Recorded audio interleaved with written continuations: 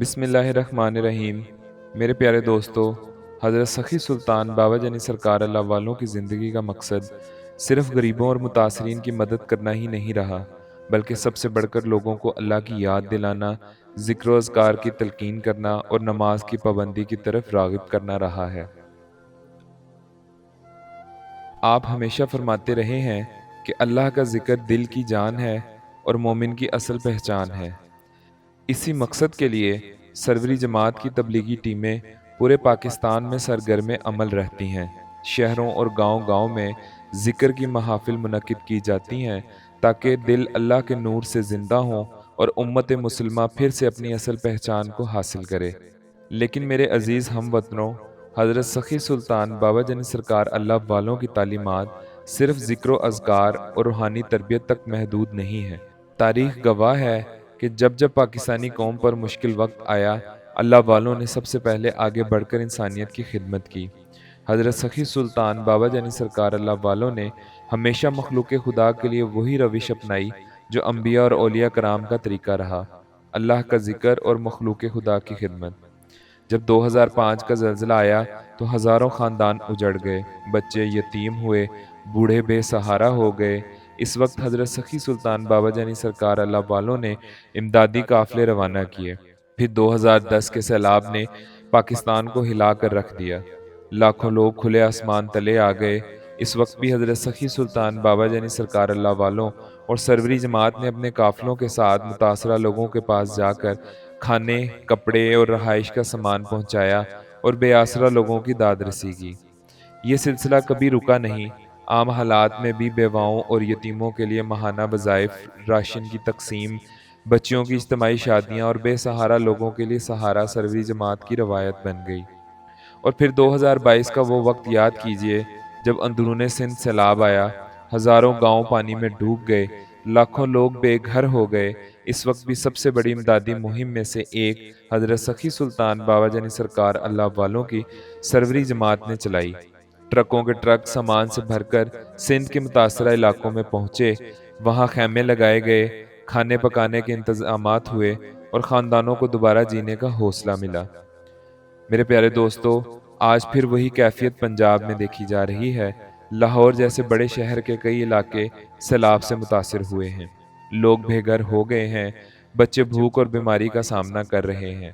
میرے عزیز ہم وطنوں، یہ وہ وقت ہے کہ انسانیت کی خدمت کو اپنا مقصد بنایا جائے، اور خوشی کی بات یہ ہے کہ سروری جماعت نے اس بار پھر امدادی قافلوں کی تیاریاں مکمل کر لی ہیں۔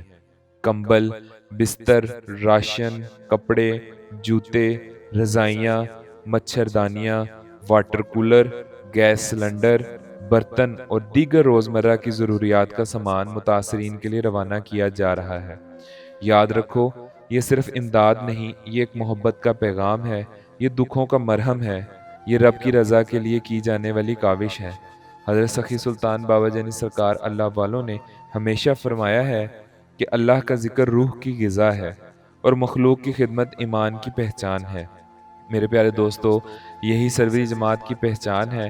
یہ صرف ذکر کی محفلیں سجانے والی جماعت نہیں، بلکہ انسانیت کے زخموں پر مرہم رکھنے والی جماعت ہے۔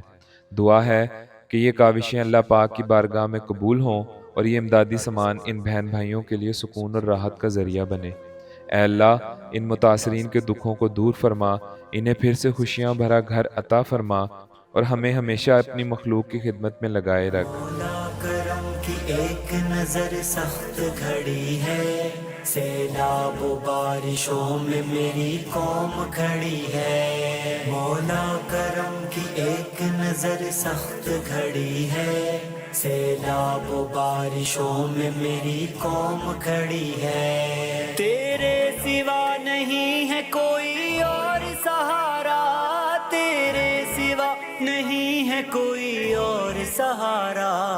ہر بار مشکلوں میں مدد تو نے ہی کی ہے، ہر بار مشکلوں میں مدد تو نے ہی کی ہے۔ سیلاب و بارشوں میں میری قوم کھڑی ہے، مولا کرم کی ایک نظر سخت گھڑی ہے، سیلاب بارشوں میں میری قوم کھڑی ہے. اے دینے والے نوح کی کشتی کو کنارہ، اے دینے والے نوح کی کشتی کو کنارہ.